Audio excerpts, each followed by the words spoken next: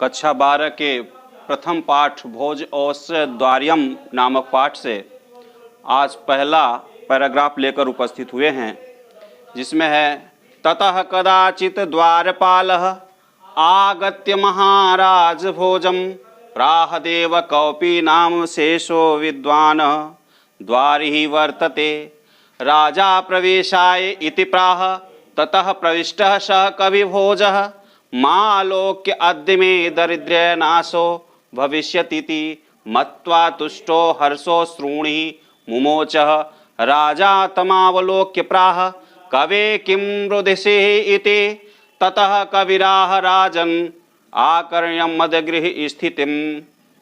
इसके बाद इस श्लोक कहा गया है। इस श्लोक में है अये राजा नुच्चय पथे वचनामाकर्ष गृहिणीं शिशो कर्णो यत्नात् सुपरिहितवती दीनवदना मयि शृणोपाय यदि कृतं दृशावश्रुववले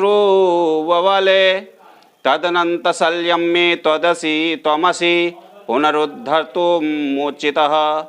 अब इसके अर्थ की ओर हम चलते हैं। जैसे कुछ शब्दार्थ ऐसे हैं जो कड़े शब्द हैं, उनकी संधि क्या होगी। जैसे कौपी नाम शेषो, कौपी नाम शेषो का मतलब होता है कौपीना धन अवशेष, जिसके पास एकमात्र लंगोटी ही बच रही है, अर्थात जिसे हम अति दरिद्र के नाम से जाने जाते हैं या कह सकते हैं।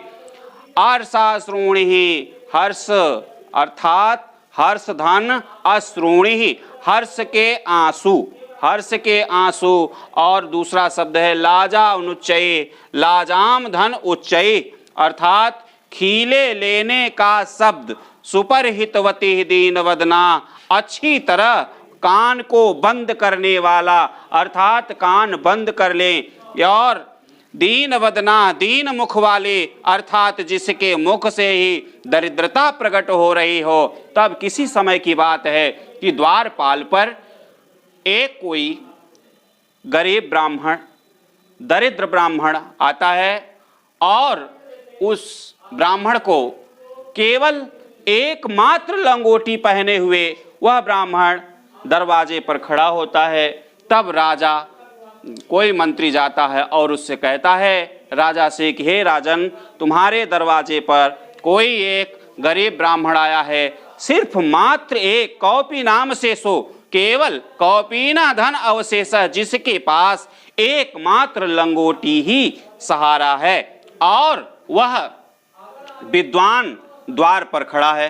तब राजा ने कहा, राजा भोज ने कहा कि उसे प्रवेश कराया जाए। इति ऐसा कह करके ततः उस कवि को राजा ने देखकर प्रवेश कराया और उसे दरिद्र्य से नाश भाव से देख करके उसके भाव को समझा। कहा तुष्टो हर्षा श्रोणि मुमोच, हे राजा बोलो। वह राजा बोलता है कि क्यों इतना रोते हो, क्यों दुखी हो। वह हर्ष से दुखी से भाव में बोलता है कि राजन तमालोह के पराकिम रुदिसी ततः प्रविराह, हे कविराज तुम क्यों रोते हो, ऐसा राजा ने कहा। ततः कविराह राजन, तब कविराह ने कहा, कवि ने कहा बड़े आकर्षमय होकर के, हर्षित होकर के, आश्चर्यचकित होकर के वह उसकी ओर देख करके, उसकी स्थिति को देख करके उसने कहा, क्या कहा, अये राजा लुच्चे पथि वचनम आकर्ष गृहिणी शिशो कर्णो यतनात सुपरिहितवती दीनवदना मयि श्रीणोपाय यद कृतं दृशावसु बहुले तदनन्तः शल्यं मे त्वमसि पुनरात्तोत्कलमुचितः।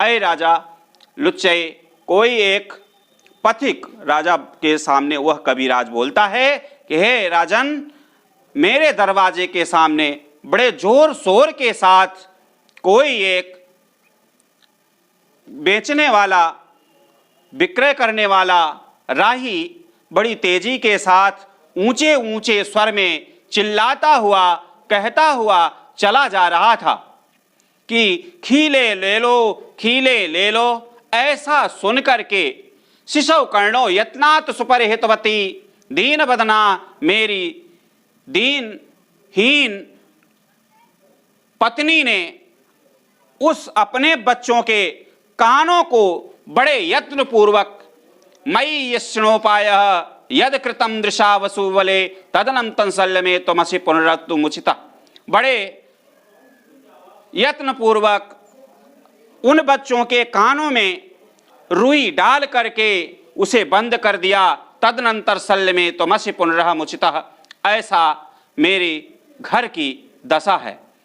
अये लाजानुच्चैः पथि वचनम आकर्ष, मेरी गृहिणी मेरी पत्नी रास्ते में जाते हुए ऊंचे ऊंचे स्वर में खीले लेलों की आवाज करता हुआ को सुन करके बड़े यत्न पूर्वक अपने बच्चों के, शिशु माने बच्चों के, कर्णों माने कानों को बड़े यत्न पूर्वक, बड़े हित पूर्वक, बड़ी दीन बदना में वह क्या किया है, कानों को बंद कर दिया है बड़े यत्न पूर्वक से। शाम वो वैलम तदनंतर सल्यमे त्वमसि पुनरुक्तमुचितः, और ऐसा हर्ष पूर्वक विचार करने पूर्वक बात है कि वह उनके कानों को बंद करके और